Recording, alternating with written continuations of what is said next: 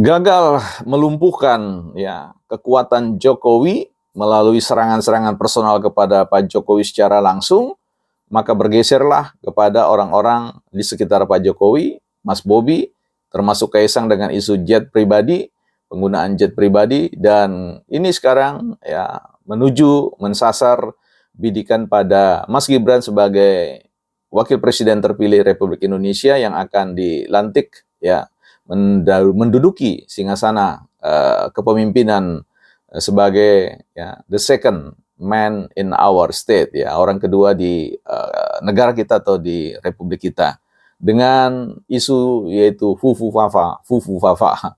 Kita akan bahas di bukan partai politik. Baik teman-teman, kita ya bahas tentang persoalan fufu fafa ini di ruangan ini karena sejatinya kita punya impian ruang ini menjadi salah satu ruang sekolahnya publik, tempat di mana kita memang bersatu membangun komentar-komentar atau opini-opini, respon-respon kita yang jauh lebih baik lagi untuk bisa memenuhi sebuah kadar yang disebut dengan sebuah ruang publik atau memenuhi hakikat publicness ya, kepublikan yang publik yang menghadirkan ya spirit ya bagaimana mengadvokasi semua persoalan-persoalan kepublikan, tentu bukan satu-satunya tetapi salah satunya, kira-kira begitu ya. Selamat datang teman-teman, mari kita berdiskusi bersama di Fufu Fafa. Baik, disinyalir bahwa pemilik akun Fufu Fafa itu adalah ya Mas Gibran ya, Mas Gibran yang dalam postingan-postingan di Fufu Fafa itu ya disinyalir atau katakanlah tertulis di sana dalam rekam jejak digital serangan-serangan terhadap Prabowo ya, serangan-serangan terhadap keluarga Prabowo, dan ada beberapa yang dikatakan menyerempet persoalan-persoalan kemesuman ya seperti itu.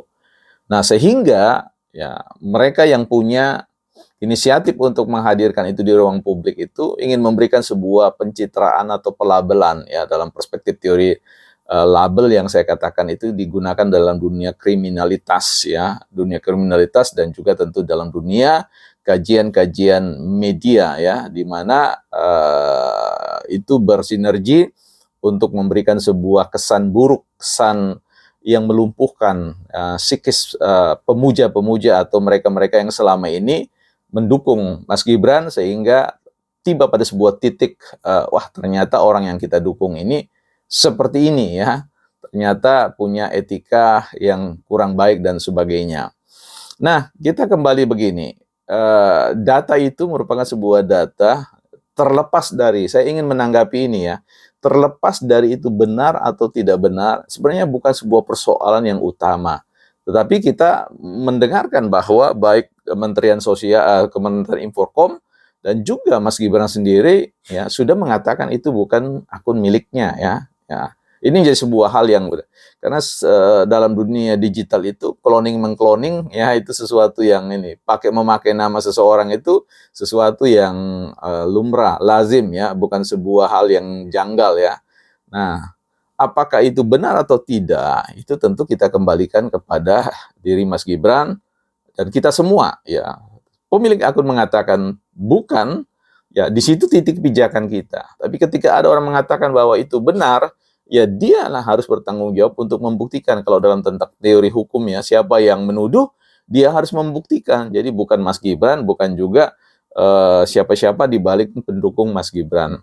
Tapi poin yang ingin saya sampaikan di dalam konteks isu fufu fafa ini, bukanlah bicara tentang benar atau tidak ya, karena benar dan tidak itu punya argumentasi advokasinya ya. Artinya segala sesuatu itu bisa dibela sebenarnya. Makanya dalam dunia pengadilan itu ada pengacara, dan setiap mereka yang beracara di dalam sebuah ruang pengadilan selalu memiliki argumentasi-argumentasi yang bisa menguatkan dan melemahkan, bisa membebaskan orang dari ketersalahan, bisa menjerumuskan orang dari dia bukan salah menjadi salah ya, seperti itu. Nah, ini pertarungan argumentasi. Nah, karena itu teman-teman, saya ingin masuk pada sebuah klik yang lain, pada sebuah sudut pandang yang lain.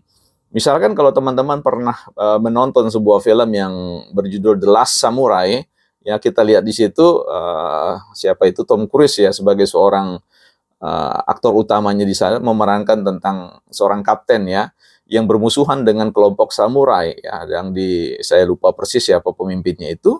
Tetapi ketika kelompok samurai ini berhasil menawan Tom Cruise sebagai kapten itu, sebagai perwira di pasukan Amerika, dia tidak membunuh ya, dia tidak membunuh sang kapten Amerika ini ya.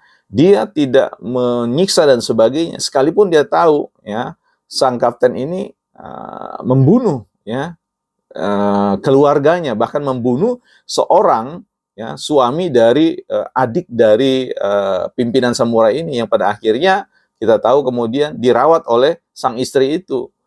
Nah, sang samurai ini kemudian mencoba untuk mempelajari tentang karakter, jati diri, pengetahuan dan semua keterampilan dari sang kapten ini. Dan kemudian selama dia mempelajari dan hidup bersama dengan seluruh keberadaan keluarga atau komunitas samurai, maka pada akhirnya ya sang kapten itu berubah dari pemimpin pasukan militer Amerika ya kalau tidak salah menjadi ya pimpinan pasukan samurai, dan kemudian itulah yang menyematkan atribut The Last Samurai. Samurai terakhir itu adalah Tom Cruise itu sendiri yang berubah peran dan sebagainya. Jadi inilah sesuatu yang bisa kita pelajari dalam konteks ini ya. Bagaimana kita melihat sosok seseorang itu tidak bisa kemudian serta-merta ketika kita lihat dia posisinya berseberangan, kita menganggap pada akhirnya dia adalah orang yang berseberangan dan harus kita jatuhkan. Ya. Ketika kita melihat orang berada pada suatu posisi tertentu, ya saya kira itu adalah posisi posisi sosial atau posisi politik seseorang untuk sementara waktu. Ya. Makanya dikatakan dalam panggung dunia politik itu ada katakan bahwa tidak ada yang namanya musuh abadi. Yang ada adalah sebuah kepentingan, bahwa realitas politik menceritakan suatu hari mereka saling bersinggungan, saling menyerang satu dengan yang lain, saling memburukan satu dengan lain. Itu realitas panggung politik yang bisa bukanlah sebuah realitas permanen. Kita lihat bagaimana dulu Jokowi ya disanjung oleh partai PDIP, kemudian balik seperti itu penuh dengan cacian maki dan sebagainya. Padahal saya kira untuk memberikan kesan terkait dengan situasi profiling dari Pak Jokowi itu kan tidak sesederhana itu. Dari kita puji tiba-tiba kita jatuhkan, atau dulu kita jatuhkan sekarang kita puji ya. Itu realitas politik. Nah, kembali kepada Fufu Fafa dari akun yang ada dilabeli oleh di pemilik sebagai Mas Gibran. Anggaplah pertama bahwa itu adalah tidak benar ya, sehingga kita boleh mengatakan bahwa mungkin ada settingan-settingan yang ingin memang memberikan pelabelan yang dalam teori kriminalitas itu kan sesuatu yang sangat buruk ya, memberikan label seseorang padahal orang itu tidak seperti itu ya. Nah, anggaplah bahwa itu benar ya, bahwa ada sebuah cacian dan sebagainya. Nah, mengapa mereka bersanding? Saya kira kita jangan lupa bahwa Prabowo dan Pak Jokowi itu adalah dua kelompok yang menghadirkan ya sebuah diksi-diksi, sebuah cercaan-cercaan yang saling menjatuhkan satu dengan yang lain. Kalau tidak dilakukan oleh pemimpinnya, dilakukan oleh pendukung-pendukungnya. Ya, dan itu sebuah proses yang kita pernah saksikan bersama-sama. Dan hari ini kita lihat bagaimana mereka bekerja sama dan bahkan saling mendukung, menjadikan seseorang itu sebagai orang yang mencapai sebuah capaian tingkatan yang jauh lebih baru, lebih tinggi, dan memberikan sebuah penghormatan yang luar biasa ya. Misalkan menjenderalkan Pak Prabowo yang dilakukan oleh Pak Jokowi dan seterusnya. Jadi ketika kita melihat kasus Papa Fufu ini ya, tadi ada dua segi yang bisa kita masuki. Segi yang pertama itu nggak benar. Kalaupun itu benar, yaitu sebuah realitas politik ya, panggung politik di mana kita lihat sekarang di media sosial ya.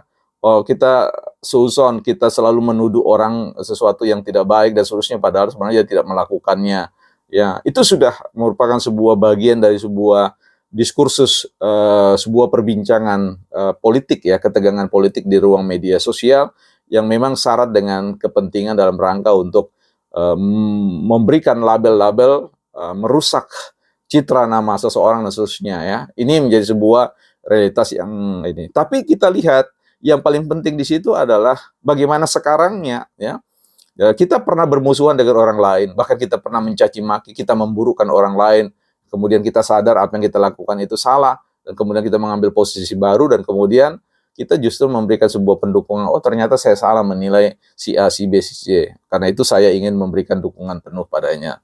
Mungkin kita pernah salah menilai Pak Prabowo, pernah kita punya salah menilai Pak Jokowi, kita pernah salah menilai Bu Mega, kita pernah salah menilai Pak Yusuf Kala, menilai Pak SBY dan seterusnya, ya. Tapi pada satu tertentu kita harus mencoba untuk melihat sisi-sisi baik yang bisa kemudian kita lihat bersama dan kita apresiasi, ya. Siapapun, sekalipun dalam konten ini saya sering juga mencoba untuk memberikan perlawanan terkait dengan partai PDIP, tetapi ya ada banyak prestasi-prestasi, ya, ada banyak kontribusi dan sumbangan bagi negara ini yang harus kita hormati, kita apresiasi, dan kita dorong terjadinya evaluasi-evaluasi kinerja di partai PDIP dan partai-partai yang lain tentunya. Nah, sehingga kehadiran ruang publik ini adalah tempat menjadi katakanlah monitoring bagi publik, bagi kita semua untuk mengingatkan elit-elit kita untuk sungguh-sungguh, ya, menjalankan amanah yang kita berikan menjadi politisi yang elit dalam pengertian